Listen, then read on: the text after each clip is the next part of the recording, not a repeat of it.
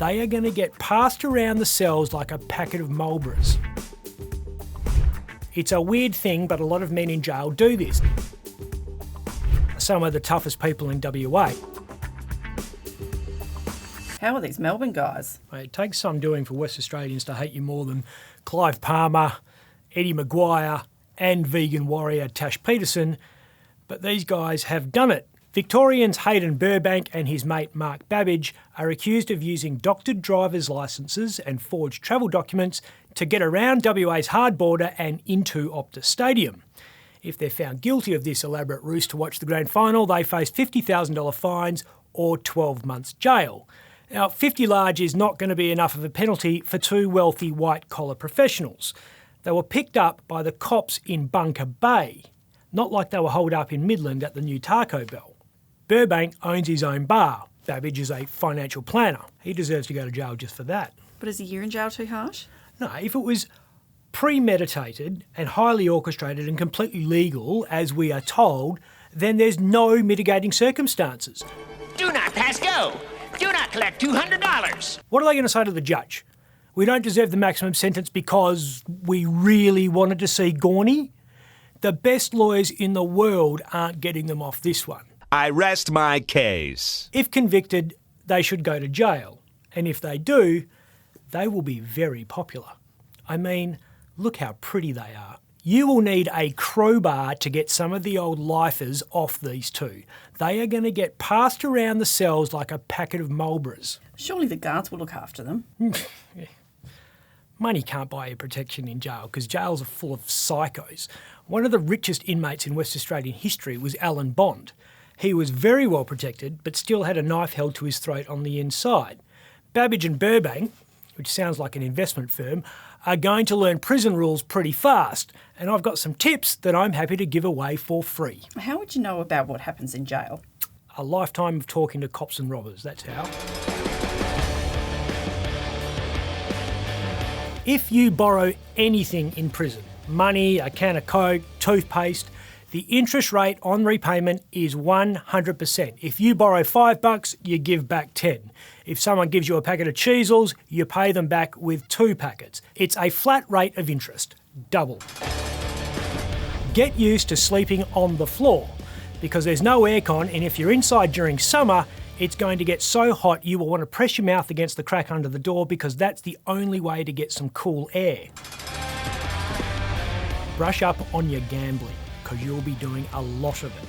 They bet on anything inside. You need to get good at it because if you wind up with a gambling debt, rule number 1 applies. Bring your razor. Not for this, but for shaving your body. I am as smooth as a porpoise for you. It's a weird thing, but a lot of men in jail do this. The amount of hair you have is one of the few things inside jail over which you have some control. Learn your outlaw motorcycle gang politics. Hakea Prison is the biggest bikie clubhouse in WA. There are more than 70 fully patched members serving time right now. They're all in there pumping weights, pumping steroids and getting angrier. Find out who's who in the zoo and don't get caught up in the middle of anything. Some rebels like the Mongols, some Rock Machine members hate the rebels. Cheetahs and Deros still have bad blood from back in the day. It's complicated. Be nice to the prison guards, because if you're not nice to them, they won't be nice to you. How do you think a prison guard can walk down the wing of a jail by himself towards a dead end, confident the 50 psychos he's passing aren't going to close ranks behind him? They could punch him 10 times before he hits the floor, but they rarely do, because they know if you hit a prison guard, you are probably going to get hit back. Wilson! The Department of Corrective Services doesn't like admitting this, but it's true. Swift vengeance is what keeps the system in check. This one's important. If you see a guy dressed in black with the words Special Operations Group on his uniform, put your mouth guard in. What's the Special Ops Group? We used to call them the Prison Riot Squad. The S.O.G as they're known, are some of the toughest people in WA. They need to be because every day they go up against some of the world's most psychotic maniacs. The S.O.G's called in if regular prison officers can't handle a given situation. They're the ones who took back control of Greenock Prison a few years ago when that riot broke out. The S.O.G was ordered into Hakea last year when the Comancheros bikie gang became so powerful they refused to allow guards into certain wings. The lunatics were literally running the asylum there for a while, and it was up to the S.O.G to deliver some rough justice. Most of the works unit, though, is done inside individual prison cells. They train all day, every day, at subduing people in confined spaces. They are ruthlessly efficient at this. When they come through the door, it's like a wall of angry testosterone.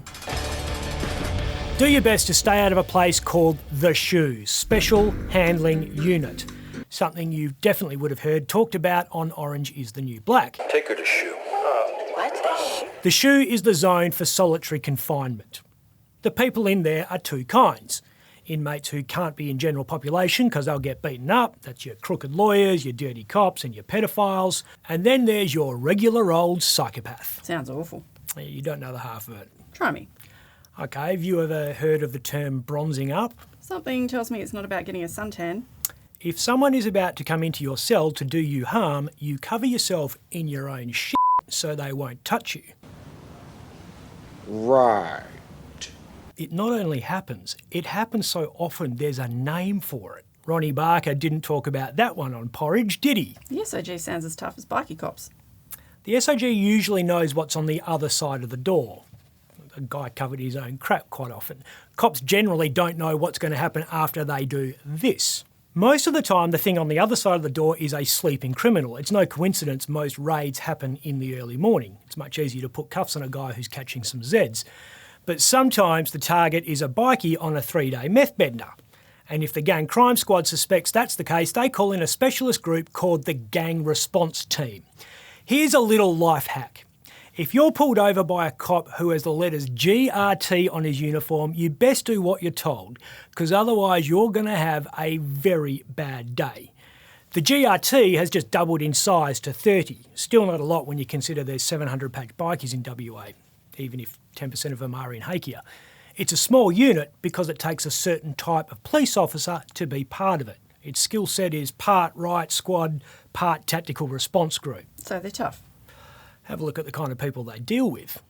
The Gang Crime Squad and the GRT had their genesis in the O.M.C.G. Task Force. That's Outlaw Motorcycle Gang Task Force. That was formed in the late 1990s when the Coffin Cheaters went to war with the Club Deros. Remember prison tip number 5. The O.M.C.G. cops were pretty hard. Just ask this guy.